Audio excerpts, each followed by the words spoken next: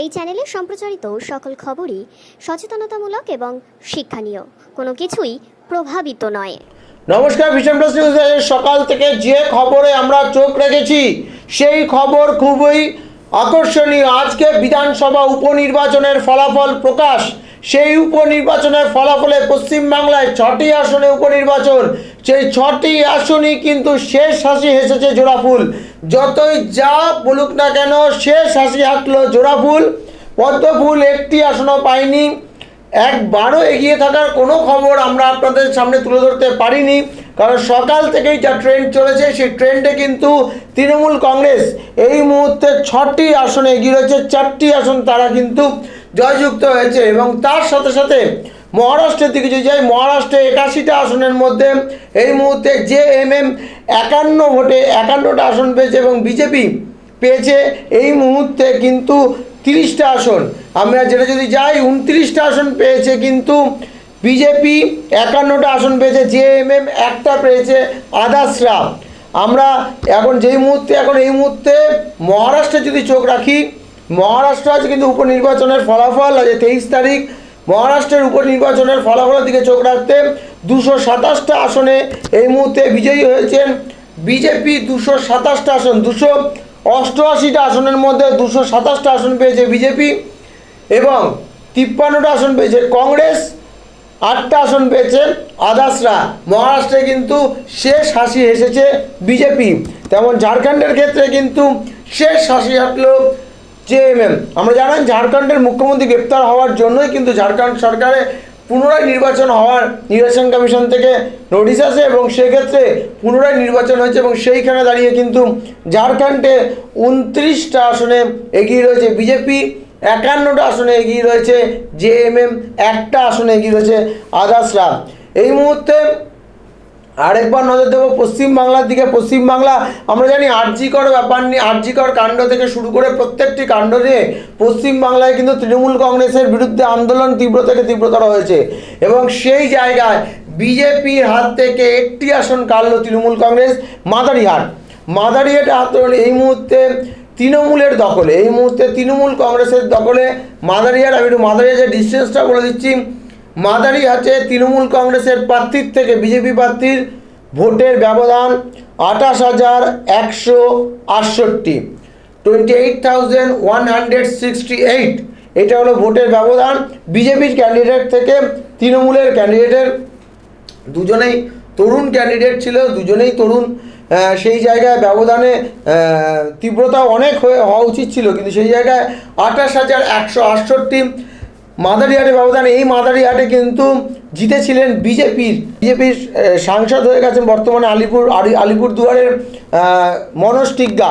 এই মাদারিহাটের এমএলএ ছিল এবং সে কিন্তু বিধানসভায় রীতিমতন বিরোধী হয়ে ব্যাপক ফাইট দিয়েছিল। সেই মাদারিহাট কিন্তু এই মুহূর্তে বিজেপির কাছ থেকে হাতছাড়া হলো এবং সেই জায়গায় একটি গুরুত্বপূর্ণ আসন, যে আসনটি জয়যুক্ত হয়েছে আমরা দেখতে পাচ্ছি, সেটা হলো এই মুহূর্তে নৈহাটি।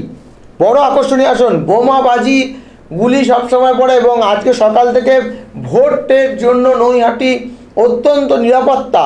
যেখানে নৈহাটির যে স্টেডিয়ামে ভোট গণনা হচ্ছে তার আগে 144 ধারা জারি করা হয়েছে এবং সেই জায়গায় অনেক নিরাপত্তা দেওয়া হয়েছে। সেইখানে তৃণমূল কংগ্রেস প্রার্থী 49,277 ভোটে জয়যুক্ত হয়েছে। 49,277 ভোটে তৃণমূল কংগ্রেস প্রার্থী সনদ দে তিনি কিন্তু জয়যুক্ত হয়েছেন। অর্থাৎ পার্থ ভৌমিকের মুখে কিন্তু হাসি আরও ফুটলো, কারণ পার্থ ভৌমিক ওই জায়গাটায় এমএলএ ছিল, তিনি কিন্তু লোকসভা নির্বাচনে সাংসদ হয়েছেন এবং অর্জুন সিংয়ের একটু দমন হলো। অর্জুন সিংয়ের ক্যান্ডিডেট অর্থাৎ বিজেপির ক্যান্ডিডেট রূপক মিত্রকে কিন্তু 49,277 ভোটে পরাজিত করে জয়যুক্ত হলেন নৈহাটিতে তৃণমূল কংগ্রেস। আমরা এই দুটো জায়গাকার খবর আপনাদের দেখালাম এই মুহূর্তে, যে নৈহাটি এবং মাদারিহাট এই দুটি জায়গা খুব আকর্ষণীয়, কারণ নৈহাটি বোমাবাজি গুলিগালা বিভিন্ন অশান্তির খবর ভোটের দিন এসছে, সেই দিকটার খবর আমরা পেয়েছি এবং সেখান থেকে কিন্তু নৈহাটিতে তৃণমূল কংগ্রেস 49,227 ভোটে এই মুহূর্তে এগিয়ে আছে এবং জয়যুক্ত হয়েছে। এবং মাদারিহাটের যেহেতু মাদারিহাটের এমএলএ ছিল বিজেপির এবং সেখান থেকে তৃণমূল কংগ্রেস সেই আসনটা ছিনিয়ে নিল।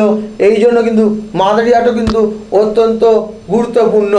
এখানে সিতাইয়ের আসনটা দেখবো। সিতাইয়ের আসনে কিন্তু তৃণমূল কংগ্রেস প্রার্থী এগিয়ে আছেন 1,30,636 ভোটে এগিয়ে আছেন তৃণমূল কংগ্রেস প্রার্থী। 1,30,636 ভোটে এগিয়ে আছেন তৃণমূল কংগ্রেস প্রার্থী। তার নিকটতম প্রতিদ্বন্দ্বী কিন্তু এখানে বিজেপি। এখানে এই মুহূর্তে এখানে দাঁড়িয়ে এই যে যা ভোটের যা রেজাল্ট আমি সকাল থেকে আমরা যে আপনাদের সামনে তুলে ধরছি, বামেদের যে জোট ভঙ্গ হয়েছে, বামেদের সেই জোট ভঙ্গে কিন্তু বামেরা 4th পজিশনেই সব জায়গায় বিলং করছে। এখানে কংগ্রেস কিন্তু 3rd পজিশনে বিলং করছে। আমরা মাদারিহাটের যে দেখি, মাদারিহাটের দিকেও কিন্তু এখানে 4th পজিশনে বিলং করছে হলো আপনার বাম প্রার্থী, আরএসপির প্রার্থী, তিনি কিন্তু 4th পজিশনে বিলং করছে। নৈহাটির দিকে যদি তাকাই, নৈহাটিতে কিন্তু 3rd পজিশনে বিলং করছে সিপিআইএম প্রার্থী।